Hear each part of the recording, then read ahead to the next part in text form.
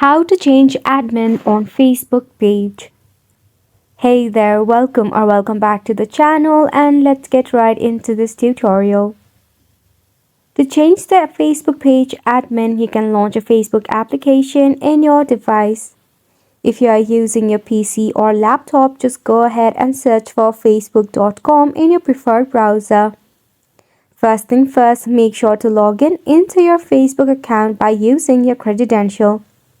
Once logged in your top right corner, you will see the three horizontal lines. Tap on this icon right over here. Then scroll down, select on Settings and Privacy.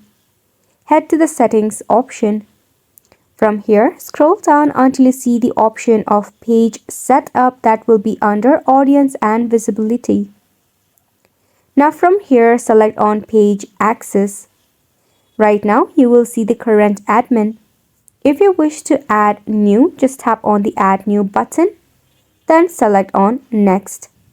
After that, in the search bar, you can go ahead and search for the user by the name or the username.